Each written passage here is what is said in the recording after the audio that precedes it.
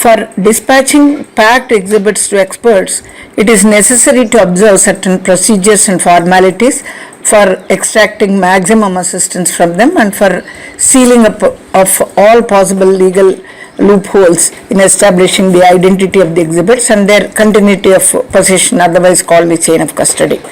Now, the pro forma includes a heading and then other columns. The information that need to be furnished in the heading column include the crime number, section of law, police station, district, state, and then the date. Now, part 1 includes the nature of crime. That means it should reflect the ingredients of the section that we try to incorporate in the section of law. That is how the crime has been committed, who has committed the crime, what is the modus operandi, whether the criminals are known offenders or unknown, how they have approached the crime scene, that means what is the method of transport, and what is the weapon they likely to use that they have used in the crime scene, and then how they inflicted the injuries, and then was there any resistance on the part of the victim, and then what are the type of injuries that they try to inflict on the body of the victim, and whether they are in the custody. Now, any valuable from the person is missing, and then what is the motive, then whether the offense is bailable or otherwise, and then whether arrest has been made. So all such details should be incorporated in the nature of crime in a very brief and precise manner. Now, the part 2 includes the description of the exhibit serial wise, and whatever number that we try to give the exhibits while we collect them in the scene of offense, the same kind of a seriatim need to be followed in the description of the forwarding note also. Now, the description of each exhibit, the source from where they have been collected, and there is another column which says how, when, and by whom these exhibits are collected. Now, they have to give very vivid and clear description of each exhibit, and then from exactly which location of the crime scene they have been collected, and who is the person, the name of the person who collected it, and the methodology how they have collected it. Now, the other column includes the source of exhibits, because exhibits will be collected from doctor at times during postmortem, or from the IO at times. So it will be relevant that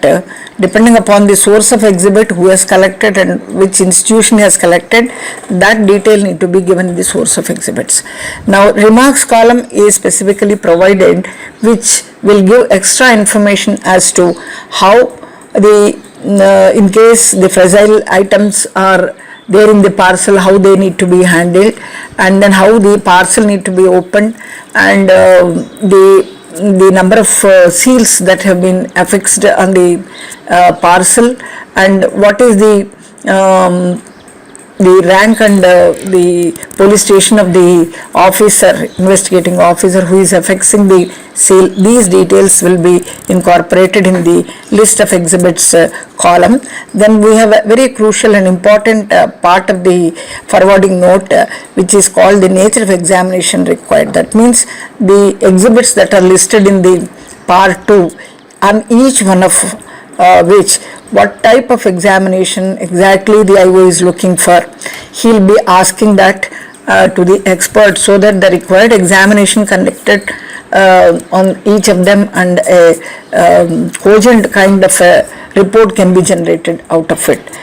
For example, if it were to be the examination of blood, then the relevant and pertinent question can be like this: whether the stain is on a particular item blood,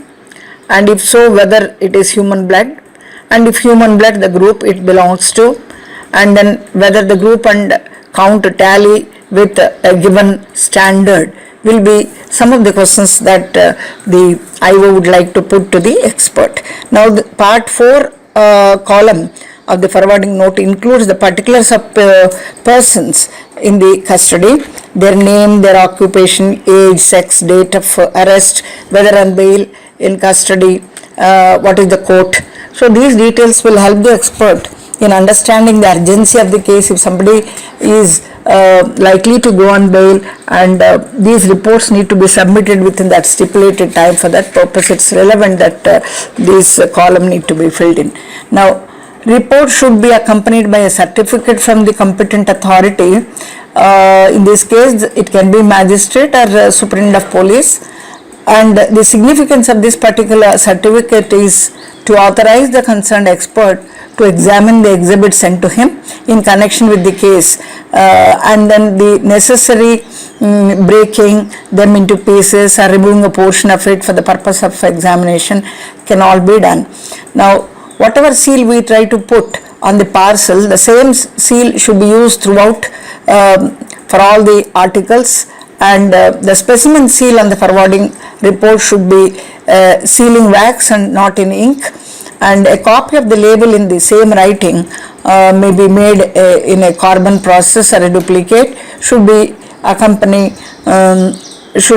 the forwarding note. Now, forwarding note should be sent separately in a sealed cover, and a copy thereof should be placed inside the parcel package. And whenever the exhibits are delivered in the forensic science laboratory, the IO should not, or the deputy of the IO should never forget to obtain the receipt granted by the laboratory, and it has to be preserved in all the records, so that tomorrow any issue raised by the defense that these exhibits were not submitted on a particular day, this will act as a proof.